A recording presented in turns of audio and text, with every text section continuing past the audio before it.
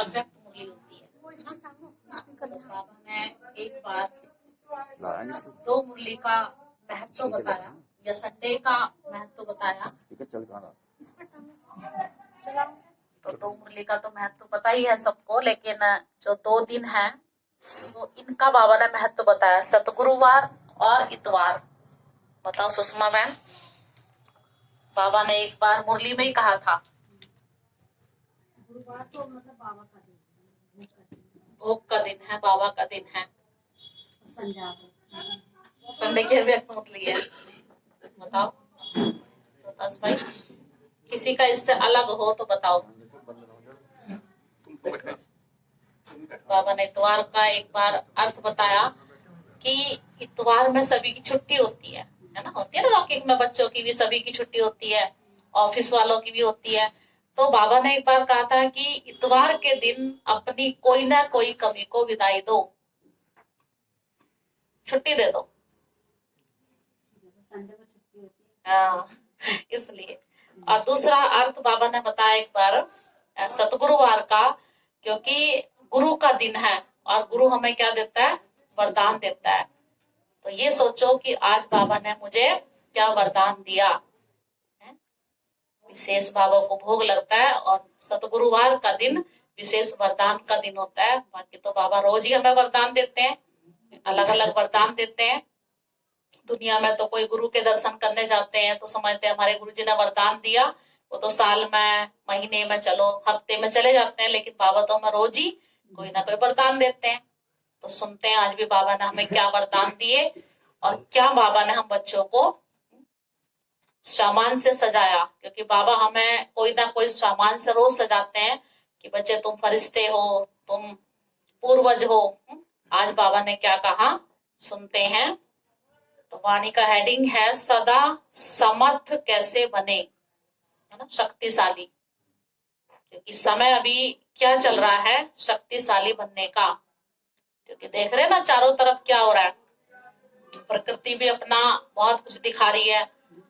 आजकल जो ब्राह्मण परिवार है इसमें भी विशेष हमारे हिसाब किताब शरीर के द्वारा समझ लो या वैसे पेपर समझ लो। क्योंकि बाबा ने एक बार कहा था कि लास्ट में ब्राह्मणों के साथ में पेपर होंगे ही, और वो चल रहे ना सभी के, और शरीर के हिसाब किताब भी चल रहे हैं सबके, सुनते रहते हैं। तो इसलिए बाबा ने हमें समर्थ बनने के लिए विशेष कहा। और आज जो बहन जी ने भट्टी रखी है, तो भट्टी का मतलब क्या है, अपने अंदर शक्ति भरना, है ना। तो विशेष आज का किसी का अनुभव हो तो अनुभव भी बाद में शेयर कर सकते हैं कि आज हमें विशेष बाबा के घर में यहाँ आने से अनुभव हुआ है भट्टी का। तो इसका हेडिंग ही है सदा समर्थ कैसे बने। आज समर्थ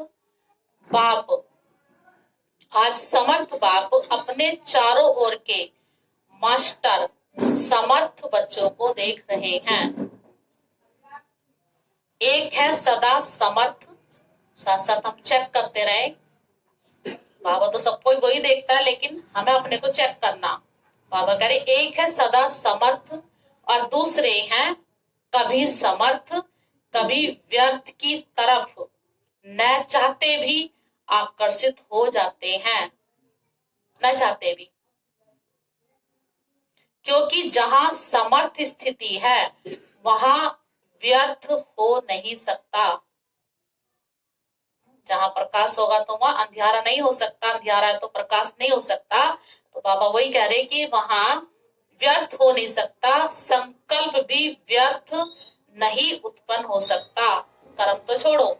तो बाप दादा देख रहे थे कि कई बच्चों को अब तक भी बाप के आगे फरियाद है कि कभी कभी व्यर्थ संकल्प याद को फरियाद में बदल देते हैं। बाबा से फरियाद मांगते रहते हैं, वो चाहते नहीं है लेकिन आ जाते हैं। विकल्पों की स्टेज को तो मेजोरिटी समय तक समाप्त कर लिया है विकल्प, लेकिन व्यर्थ देखना, व्यर्थ सुनना और सोचना, व्यर्थ समय गंवाना, इसमें फुल पास नहीं है। क्या बाबा ने कहा? व्यर्थ देखना, व्यर्थ सुनना और व्यर्थ सोचना, व्यर्थ समय गंवाना, इसमें फुल पास नहीं है, क्योंकि अमृत वेले से सारे दिन की दिनचर्या में अपने मन और बुद्धि को समर्थ स्थिति में स्थित करने का प्रोग्राम सेट नहीं करते, इसलिए अपसेट हो जाते हैं। जैसे अपने स्थूल कार्य के प्रोग्राम को दिनचर्या प्रमाण सेट करते हो। देखते हैं ना कि भाई आज मुझे सुबह से ही क्या क्या करना है, तो उससे अगर हम दिनचर्या को सेट करते हैं या इतने समय मुझे ये कार्य करना है, तो उससे क्या होगा? मेरा समय बचेगा। मान लो मैं खाना बना रही हूँ या और भी काम कर रही हूँ और मुझे पता है कि मुझे इतने इतने समय तक ये काम करना है, तो कितना फुर्ती से वो काम होगा। तो लगी रहूंगी मैं सारा दिन उसी में। तो बाबा देखो कितनी सुंदर बात बता रहे कि अमृत वेले से सारे दिन की दिनचर्या में अपने मन और बुद्धि को समर्थ स्थिति में स्थित करने का प्रोग्राम सेट नहीं करते, इसलिए क्या हो जाते हैं? अपसेट हो जाते हैं बच्चे। सीट से उतर गए तो माया तो फिर ले लेगी ना सिंहासन हमारा। तो जैसे अपने स्थूल कार्य के प्रोग्राम को दिनचर्या प्रमाण सेट करते हो, ऐसे अपनी मनसा समर्थ स्थिति का प्रोग्राम सेट करेंगे तो स्वतः ही कभी अपसेट नहीं होंगे। जितना अपने मन को समर्थ संकल्पों में बिजी रखेंगे तो मन को अपसेट होने का भावना का समय ही नहीं मिलेगा। कहता ना खाली मन शैतान का घर। तो आजकल की दुनिया में बड़ी पोजीशन वाले, जिन्हों को आईपी या वीआईपी कहते हैं, वे सदा अपने कार्य की दिनचर्या को समय प्रमाण सेट करते हैं। अभी मुझे कितने बजे फलाने व्यक्ति से मिलना, कितने बजे उससे मिलना, और अपने उसी में से ही अपने परिवार के लिए भी उस समय निकालते हैं, सेट करते हैं ना सुबह से ही। तो आप कौन हो? बाबा क्या कहते हैं? हम कौन है? वीवीआईपी। वो तो वीआईपी है, हम कौन है? वीवीआईपी। बाबा ने कहा, तो बाबा ने कहा वह भले वीआईपी हैं, लेकिन सारे विश्व में ईश्वरीय संतान के नाते, ब्राह्मण जीवन के नाते आप कितनी भी आगे लगा दो तो भी कम है ना? चढ़ रहा है नशा? चेहरे से तो दिखाई नहीं दे रहा। बाबा कितनी सुंदर बात बता रहे। तो बाबा ने कहा आप कौन हो? लेकिन सारे विश्व में ईश्वरीय संतान के नाते, ब्राह्मण जीवन के नाते आप कितने भी आगे लगा दो तो भी कम है, क्योंकि आपके आधार पर विश्व परिवर्तन होता है। सारे जिम्मेवार कौन है? हम। और आप विश्व के नव निर्माण के आधार मूर्त हो। ड्रामा, बेहद के ड्रामा अंदर क्या हो? हीरो एक्टर हो, और हीरे तुल्य वाले जीवन वाले हो तो कितने बड़े हुए? यह भावना का शुद्ध नशा समर्थ बनाता है और देहाभिमान का नशा नीचे ले आता है। शुद्ध नशा चढ़ाना है ना, तो आपका आत्मिक रूहानी नशा है, इसलिए नीचे नहीं ले आता, सदा ऊंची उड़ती कला की ओर ले जाता है। तो व्यर्थ तरफ आकर्षित होने का कारण है, क्या बताया बाबा ने? अपने मन बुद्धि को दिनचर्या सेट नहीं करते हो। मन को बिजी रखने की कला संपूर्ण रीति से सदा यूज नहीं करते हो, मन को बिजी रखने के लिए। दूसरे बाबा ने बस बताया कि दूसरी बात, बाप दादा ने अमृत वेले से लेकर रात के सोने तक मनसा वाचा कर्मना और संबंध संपर्क में कैसे चलना है व रहना है, सबके लिए श्रीमत अर्थात आज्ञा देवी है। मनसा में क्या स्मृति में रखना है, ये हर कर्म में अपनी मनसा स्थिति का डायरेक्शन आज्ञा मिली हुई है। और आप सब आज्ञाकारी बच्चे हो ना, वह बन रहे हो, तो क्या कहेंगे?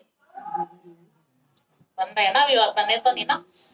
आज्ञाकारी अर्थात है, बाबा आज्ञाकारी की परिभाषा बता रहे। आज्ञाकारी अर्थात बाप के संबंध से बाप के फुट स्टैंप लेने वाले, अर्थात कदम के ऊपर कदम रखने वाले। और दूसरा नाता है सजनियों का। तो सजनी भी क्या करती है? उनको क्या शिक्षा मिलती है? साजन के कदम ऊपर कदम चलो। तो आज्ञाकारी अर्थात बाप दादा के आज्ञा रूपी कदम पर कदम रखना, ये सहज है व मुश्किल है।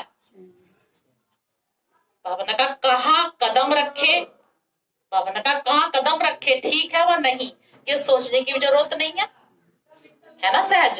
क्योंकि बाबा ने हमारे सामने ब्रह्मा बाबा को सैंपल रखा। तो बाबा ने कहा जैसे ये चल रहे चलते रहो आप ऐसे इनके पीछे पीछे।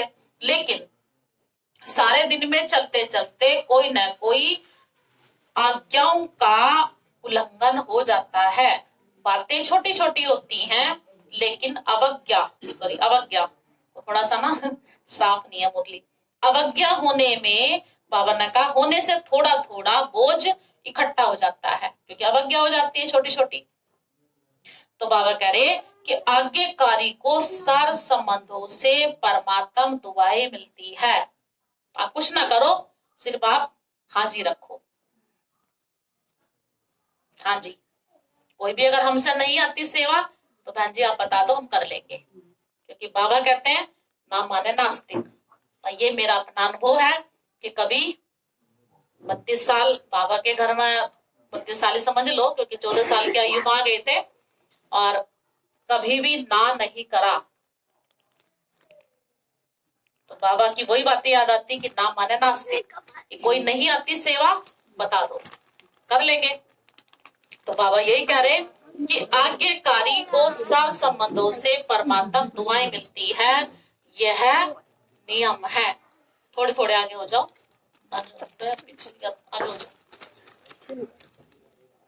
अंजुमन आगे आ जाओ।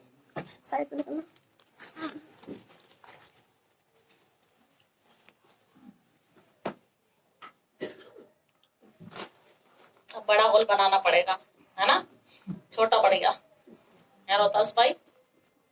बाबा तो कहते हैं ना जितने बड़े बनाओगे इतने छोटे पड़ेंगे। तो बाबा क्या कह रहे कि आज्ञाकारी को सार संबंधों से परमात्मा दुआएं मिलती हैं, ये नियम है, ये नियम है सृष्टि का। साधारण रीति भी कोई किसी मनुष्य आत्मा के डायरेक्शन प्रमाण हाजी कह करके कार्य करते हैं, तो जिसका कार्य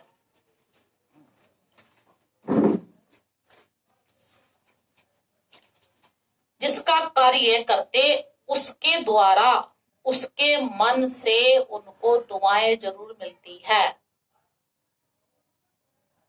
यह तो बाबा ने कहा, यह तो परमात्मा दुआएं हैं, वो तो मनुष्य की दुआएं हैं। सोचो, परमात्मा दुआओं के कारण आज्ञाकारी आत्मा सदा डबल लाइट उड़ती कला वाली होती है। साथ साथ आज्ञाकारी आत्मा को आज्ञा पालन करने के रिटर्न में बाप द्वारा विल पावर विशेष वरदान के रूप में, वर्षे के रूप में मिलती है। कितने फायदे बाप बता रहे आज्ञाकारी के। बाप सब पावर्स विल में बच्चों को देते हैं, इसलिए सर पावर सहज प्राप्त हो जाती है। तो ऐसे विल पावर प्राप्त करने वाली आज्ञाकारी आत्मा वर्षा, वरदान और दुआएं, ये सब प्राप्तियां कर लेती है, जिस कारण सदा क्या होगा फिर जब इतनी सारी बातें बाबा कहते मिल गई, प्राप्ति हो गई, तो क्या होगा? जिसको प्राप्ति होती है तो क्या निशानी होगी? तो खुशी में नाचते। प्राप्ति है ना, जिसका बेड़ा ही डूब जाए तो उसका तो चेहरा ही मुरझा जाएगा ना, लटक जाएगा। तो बाबा जिसको प्राप्ति है तो क्या होगा उसकी निशानी? खुशी में नाचते, कि वहां के गीत गाते उड़ते रहते हैं, क्योंकि उनका हर कर्म उनको प्रत्यक्ष फल प्राप्त कराता है। और बाबा कहते प्रत्यक्ष फल क्या है? खुशी। कर्म है बीज। जब बीज शक्तिशाली है तो फल भी ऐसा मिलेगा ना। तो हर कर्म का प्रत्यक्ष फल बिना मेहनत के स्वतः ही प्राप्त होता है। जैसे फल की शक्ति से शरीर शक्तिशाली रहता है ना, ऐसे कर्म के प्रत्यक्ष फल की प्राप्ति कारण आत्मा सदा समर्थ रहती है। तो सदा समर्थ रहने का दूसरा आधार है सदा और स्वतः ही आज्ञाकारी बनना। ऐसी समर्थ आत्मा सदा सहज उड़ते हुए अपनी संपूर्ण मंजिल बाप के समीप स्थिति को प्राप्त करती है। तो व्यर्थ तरफ आकर्षित होने का कारण है क्या? अवज्ञा। बड़ी बड़ी अवज्ञाएं बाबा ने कहा नहीं करते, छोटी छोटी हो जाती हैं। जैसे मुख्य पहली आज्ञा है कि पवित्र बनो, पहली है ना, काम जीत बनो। इस आज्ञा को पालन करने में मेजोरिटी पास हो जाते हैं, बोली बोली माताएं भी इसमें पास हो जाती हैं। जो बात दुनिया असंभव समझती उसमें पास हो जाते हैं। साधु सन्यासी ये तो समझा रहे तो असंभव है, लेकिन उसमें पास हो गए बच्चे। लेकिन उनका दूसरा भी भाई है क्रोध। तो आज बाबा को क्रोध दे के जाएंगे जिसको क्रोध आता हो, तो उसमें कभी कभी आधा फेल हो जाते हैं, पूरे नहीं होते, आधा फेल। फिर होशियार भी बहुत है बाबा ने कहा बच्चे। कई बच्चे कहते हैं क्रोध नहीं किया लेकिन थोड़ा रोब तो दिखाना ही पड़ता है ना। तो ये भी तो उसका ही भाई है, छोटा रूप बच्चा है ना उसका ये।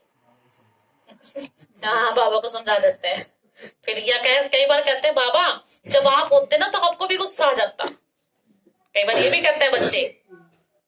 बाबा ने कहा क्रोध नहीं किया लेकिन थोड़ा रोब तो दिखाना ही पड़ता है। बाबा ने कहा क्रोध नहीं आता, थोड़ा रोब रखता है। जब असंभव को संभव कर लिया, पवित्रता की बात ली ना, तो यह तो उनका छोटा भाई है, यह तो उसका छोटा भाई है। तो इसको बाबा ने कहा आज्ञा कहेंगे व अवज्ञा। ये तो अवज्ञा हुई ना। तो इसमें भी छोटी अवज्ञा बाबा कह रहे अमृत वेले का नियम आधा पालन करते हो। अब देखो बाबा, क्योंकि बाबा कहता है ना कि मैं चाहे आश्रम पे रहते हैं चाहे घरों में रहते हैं, मैं चक्कर लगाता हूँ, सब देखता है बाबा कौन कैसे बैठा हुआ है। उठ करके बैठ तो जाते हैं क्योंकि नियम है, जिसको बाबा कई बार कहता है नेमिनाथ। तो उठ करके बैठ जाते हो, लेकिन जैसे बाप की आज्ञा है उस विधि से सिद्धि को प्राप्त करते हो। कहते ना दुनिया में क्या है, रिद्धि सिद्धि, और यहाँ क्या है, विधि से सिद्धि। बाबा करे उस विधि सिद्धि को प्राप्त करते हो, शक्तिशाली स्थिति होती है, स्वीट साइलेंस के साथ साथ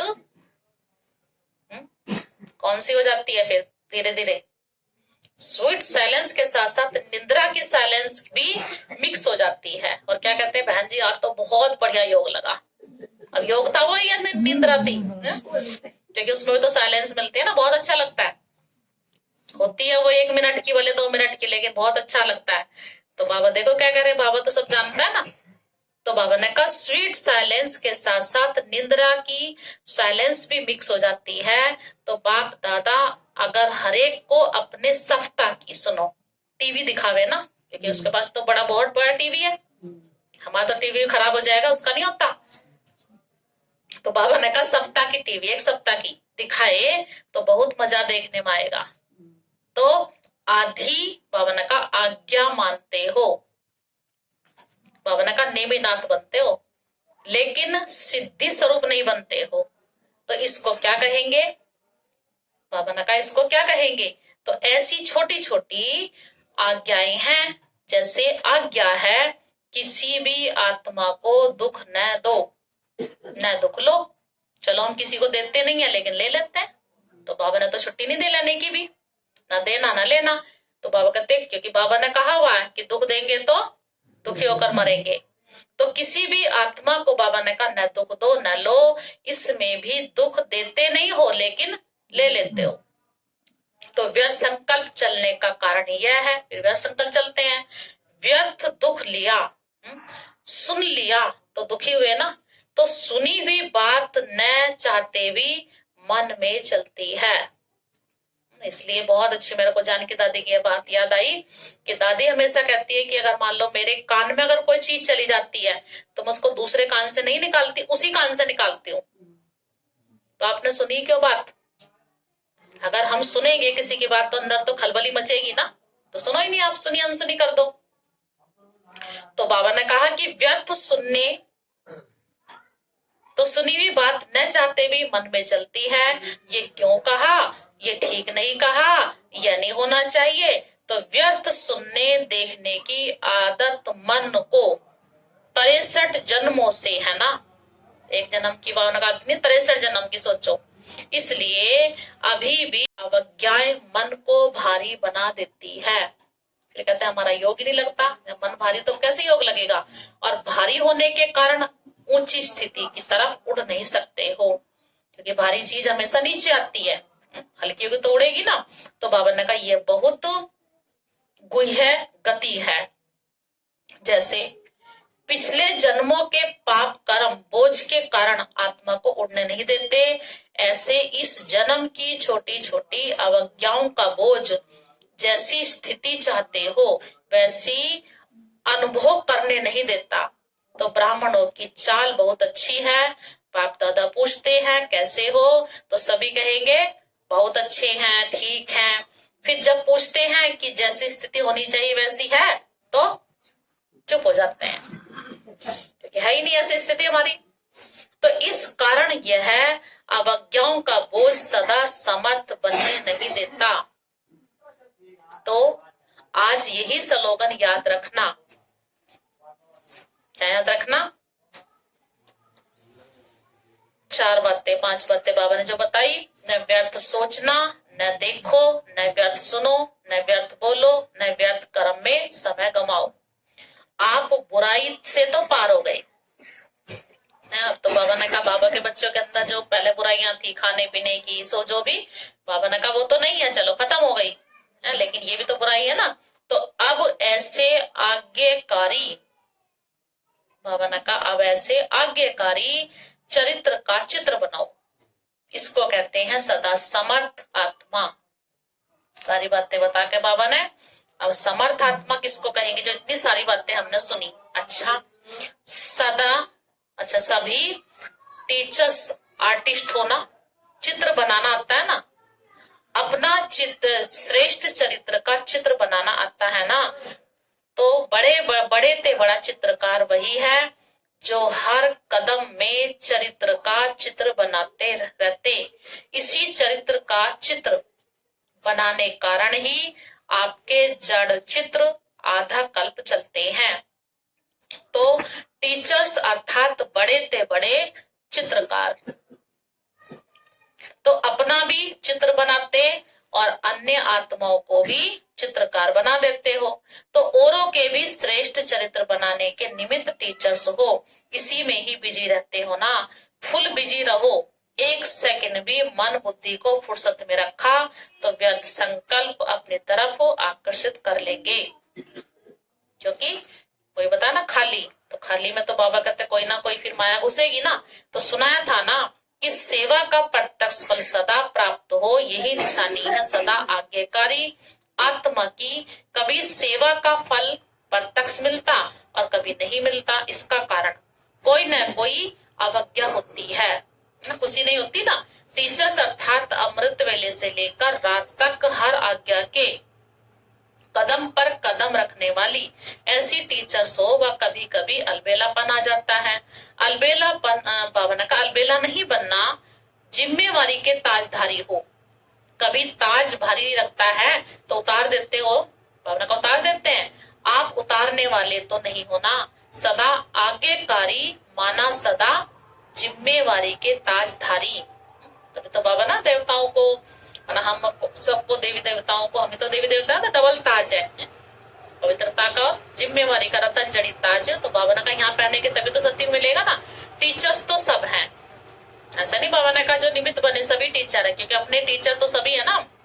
तो बाबा का टीचर तो सब है, लेकिन इसको कहते हैं योग्य टीचर, योगी टीचर। टीचर्स कभी कंप्लेन नहीं कर सकती, औरों को कंप्लीट करने वाली हो ना, कंप्लेन करने वाली नहीं है ना, शिकायत। कभी ऐसे पत्र तो नहीं लिखती हो ना, क्या करे, हो गया, होना तो नहीं चाहिए, वह तो समाप्त हो गया ना। सुनाया था कि पत्र लिखो जरूर, मधुबन में पत्र जरूर भेजो, परंतु मैं सदा क्या हूं, बताओ अन्नू मैम? ओके, मैं क्या हूं? ओके हूं, बस यही 2 लाइन लिखो, ज्यादा नहीं, क्योंकि नहीं तो बाबा क्या कहते हैं कि वेस्ट बॉक्स में डाल देता, मैं पढ़ता नहीं उनको। तो पढ़ने वालों को भी बाबा ने का टाइम नहीं है, बाबा ने कहा कि पढ़ने वालों को बाबा ने का टाइम नहीं है, फिर कंप्लेन करते हो पत्र को, पत्र का उत्तर नहीं आया। वास्तव में आप सबके पत्रों का उत्तर बाप दादा रोज की मुरली में देता ही है। आप लिखेंगे ओके, और बाप दादा ओके के रिटर्न में कहते हैं याद, प्यार और नमस्ते। तो ना उसका जवाब है ये, तो ये रिस्पांस हुआ ना। तो उस बाबा ने कहा समय को भी बचाना है ना, समय भी तो लगेगा उसमें लिखेंगे, तो सेवा समाचार का शॉर्ट में लिखो, तो समय की भी इकोनॉमी बचत, कागज की भी इकोनॉमी बचत करो, और पोस्ट की भी इकोनॉमी बाबा ने कहा हो सकती है ना। पत्र 3 पेज के भी लिखा जा सकता है, कोई को विस्तार में लिखने का डायरेक्शन मिलता है तो भले लिखो, लेकिन 2 लाइन में भी अपनी गलती की क्षमा ले सकते हो, छिपाओ नहीं। लेकिन बाबा ने कहा शॉर्ट में लिखो। कितने पत्र लिखते हैं जिनका कोई सार नहीं होता, तो बाप को कहो मेरा ये काम कर लो, मेरे को ठीक कर दो। सुनो कैसे कैसे बच्चे लिखते हैं, मेरा धंधा ठीक कर दो, मेरी पत्नी को ठीक कर दो, सुना। ऐसे पत्र 1 बार नहीं 10 बार भेजते हैं। अब बाबा कह रहा ओके है, तो ये तो शिकायत होगी, बाबा के लिए फरियाद कर रहे। तो अब बाबा ने कहा तो अब इकोनॉमी के अवतार बनो और बनाओ। किसी ने कहा होगा बाबा को, यहाँ भी कोई होगा, हो सकता है बैठा हो ऐसा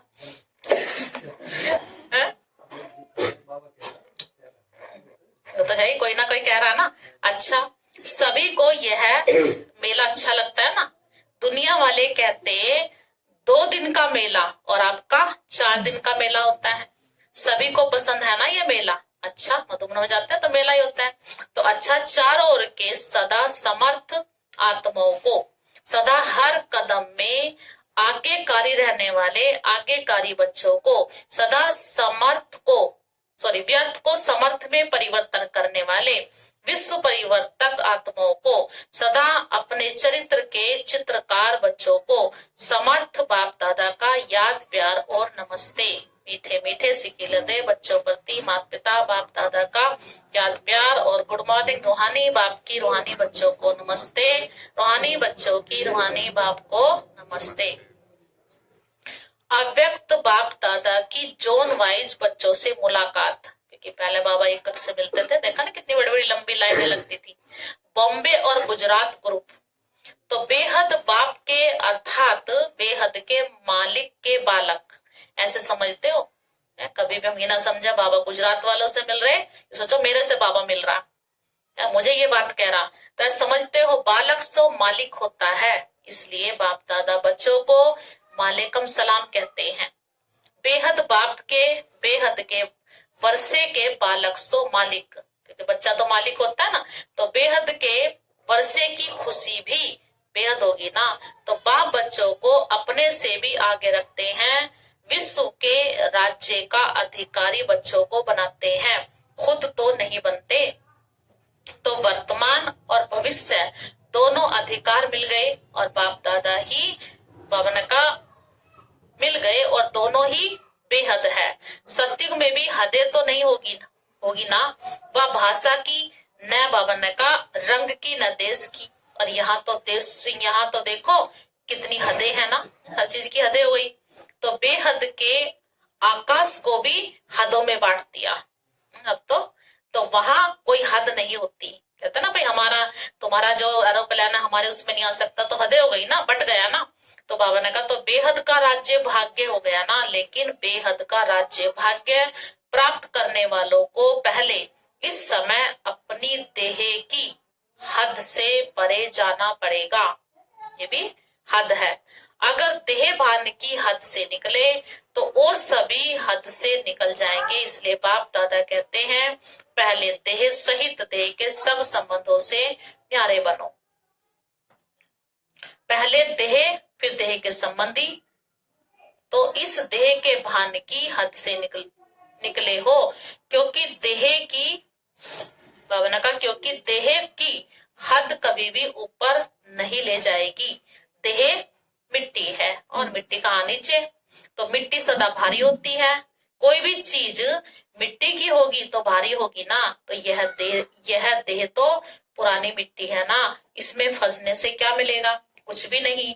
तो सदा ये नशा रखो कि बेहद बाप और बेहद वर्षे का बालक सो मालिक हूँ। जब बालक बनना है उस समय मालिक नहीं बनो। क्योंकि बाबा ने भी पहले मुरली चलाई थी पिछले साल संडे में, तो बाबा ने कहा कि जब अगर किसी को हम राय देते हैं तो बाबा कहते बच्चे मालिक बनकर राय दो, और हमारी बात नहीं मानी जाती तो क्या बन जाओ उस समय, बालक। ऐसे नहीं मेरी स्थिति खराब हो जाए। जब बाबा ने कहा बालक बनना है तो उस समय मालिक नहीं बनो, और जब मालिक बनना है तो उस समय बालक नहीं बनो। बैलेंस है ना। जब कोई राय देनी है, प्लान सोचना है, कुछ कार्य करना है तो मालिक होकर करो। लेकिन जब मेजोरिटी द्वारा या निमित्त बनी हुई आत्माओं द्वारा कोई भी बात फाइनल हो जाती है तो उस समय बालक बन जाओ। तो उस समय मालिक नहीं बनो, मेरा ही विचार ठीक है, मेरा ही प्लान ठीक है, नहीं। उस समय मालिक नहीं बनो। किस समय राय बहादुर बनना है और किस समय राय मानने वाला बनना है। जिसको यह तरीका आ जाता है वह कभी नीचे ऊपर नहीं होता, क्योंकि स्थिति ऊपर नीचे हो जाएगी ना। वह पुरुषार्थ और सेवा में सफल रहता है, अपने को मोल्ड कर सकता है, अपने को झुका सकता है, और झुकने वाले को सदैव ही सेवा का फल मिलता है। और अपने अभिमान में रहने वालों को सेवा का फल नहीं मिलता। तो सफलता की विधि है बालक सो मालिक। समय हो गया, बस लास्ट है। समय का बाबा ने कहा समय पर बालक बनना, समय पर मालिक बनना, ये विधि आती है। अगर छोटी सी बात को बालक के समय मालिक बनकर सिद्ध करेंगे तो मेहनत ज्यादा और फल कम मिलेगा। और जो विधि को जानते हैं समय प्रमाण, उसको मेहनत कम और फल ज्यादा मिलता है, वह सदा मुस्कुराता रहेगा, स्वयं भी खुश रहेगा और दूसरों को भी देखकर खुश होगा। सिर्फ मैं बड़ा खुश रहता हूँ वह यह नहीं है, लेकिन खुश करना भी है, खुश रहना भी है, तब राजा बनेंगे। और बाबा तो 3 सर्टिफिकेट मांगते हैं, स्वयं से संतुष्ट, बाप संतुष्ट और परिवार, तब राजा बनेंगे। अपने को मोल्ड करेंगे तो गोल्डन एज का अधिकार जरूर मिलेगा। अच्छा, आज का वरदान, स्थूल और सूक्ष्म दोनों रीति से स्वयं को बिजी रखने वाले मायाजीत विजयी भव। स्थूल और सूक्ष्म दोनों रीति से स्वयं को बिजी रखने वाले मायाजीत विजयी भव। स्वयं को सेवाधारी समझ अपनी रुचि उमंग से सेवा में बिजी रहो तो माया को चांस नहीं मिलेगा। जब संकल्प से, बुद्धि से, चाहे स्थूल करना से फ्री रहते हो तो माया चांस ले लेती है। लेकिन स्थूल और सूक्ष्म दोनों ही रीति से खुशी खुशी से सेवा में बिजी रहो तो खुशी के कारण माया सामना करने का साहस नहीं रख सकती, हिम्मत। इसलिए स्वयं ही टीचर बन बुद्धि को बिजी रखने का टेलीग्राम बनाओ तो मायाजीत विजयी बन जाएंगे। स्लोगन है, निश्चय और फलक से कहो बाबा मेरे साथ है तो माया समीप आ नहीं सकती। ओम शांति।